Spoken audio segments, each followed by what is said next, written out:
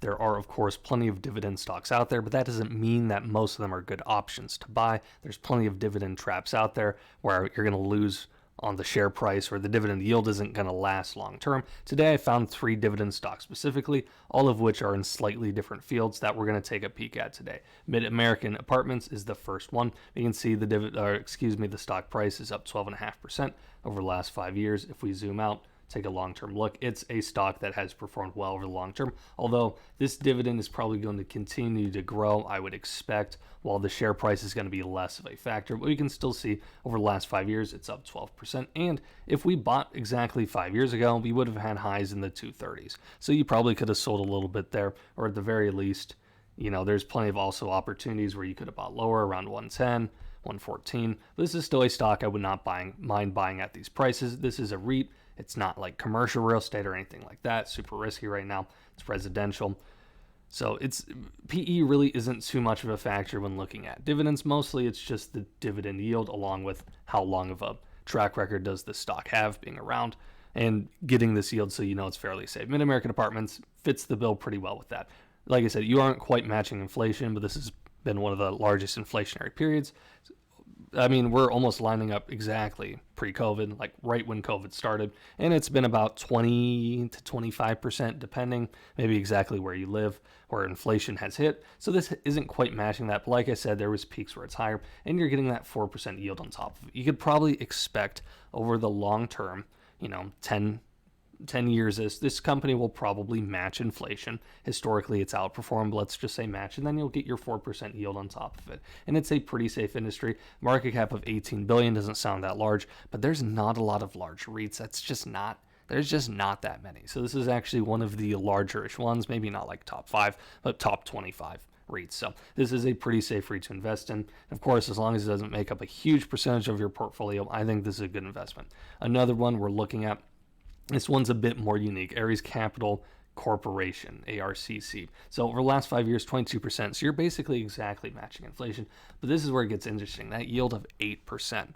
Now, this is a company, if in case you're familiar, does somewhat similar to what the company Maine does as well. They invest in companies, and also KRR. KRR, if you're looking at that ticker, they're more growth oriented and they're significantly larger.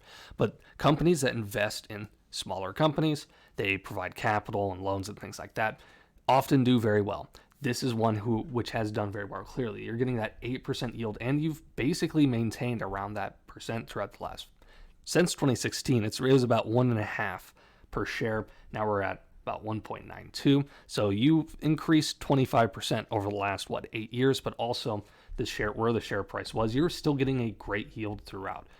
Obviously, this company's been around since 2004-ish. It's basically flat. There was a time, obviously, in 2009, it was really cheap, and then during a crash, it was pretty low as well. And that's just because there's a lot of a risk associated with this. But over that time, if you bought in 2004, just held it, you would be stagnant, you would be flat, and you would be getting that yield around 8%, which for a dividend is phenomenal. Now, I am a bit conservative, so I would probably try to reinvest 1 to 2%, probably 1.5% with this one, just assuming that over the long term it underperforms, or that'll help you match inflation over the long term, investing 1 to 2% back into it. But still, 6%, if you're getting 6% year after year after reinvesting some or setting some aside, whatever it may be, to match inflation, that's still a very good performance. It is. You don't see a lot of stocks that do this. And even, like I said, even over the last 5 years, it's done better. 22%, it's actually matched inflation during this time period. So that's pretty impressive. I wouldn't mind buying in at these prices, although, like I said, of course, do your own research with this one. It's a bit of a different industry, and I would say comparative to the other two, this is more likely to fail. I don't think they are going to fail, but just the industry they did, something like utilities and REITs, and are not quite as risky, but there's a higher upside with Ares as well. So Excel is the last one.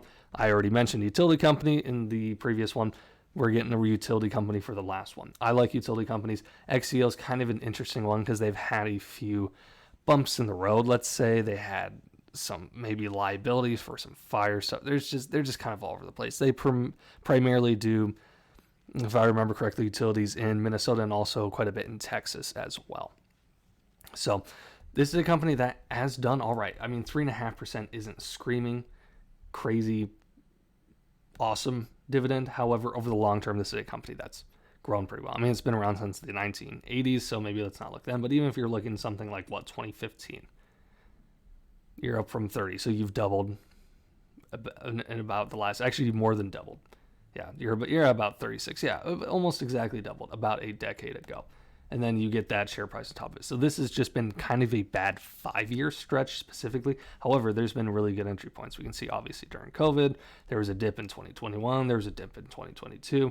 There was kind of a dip in 2023, and there was a dip in 2024. So we can probably expect another dip again. So XEL maybe isn't screaming by to me. However, I would bookmark this one, and if it continues to dip, I would put some money into it. I put some money in around, not quite there, but somewhere around these ranges. Not a whole lot, but just a little bit, because I think it's a good buying opportunity. And with rates, same thing with at least certainly these two, maybe, that one as well, is if rates don't fall as fast as we expect them to, which is kind of seeming like we're happening, these are going to dip. When not always, of course, you don't want to buy a sinking ship, a crappy company, but when REITs that are successfully run that aren't high risk are dipping because of rates maybe not falling like we expect them to, it's actually a great time to buy.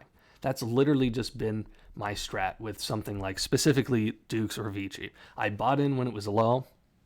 Over the last couple of years, it's had lows. And then when people were getting excited about rate cuts, I shaved a little off and put some more in tech or whatever. Same thing with Vici. It's kind of dipping again, kind of that 29 range. I bought some more. So XEO is one I would put a pin in. But also, if you want to just hold it for the long term, not a bad option. Dukes is another good option. American Electric Power is another good option. These are kind of the three that I think, in my opinion, are the most stable. And also you get a little bit off the PE here. But like I said, PE really isn't as important. When you're dealing with companies, these are not like normal growth companies. So you have to use different valuation metrics, in my opinion. But yeah, if they were to start growing a little bit faster, there's a lot of data center stuff down in Texas. I know there's a lot of Bitcoin mines down in Texas, things like that. So there's a lot of power needed there and everywhere. And I'm actually pretty bullish on the utility industry in general. There's going to need a lot more power, and there's only so much right now, and there's only so many companies that can really get it through. So I hope you guys enjoyed this video. That's all I got for today. If you enjoyed, I appreciate if you like or subscribe if you learned something new. I do daily stock content on this channel. Consider subscribing, and I'll catch you next time.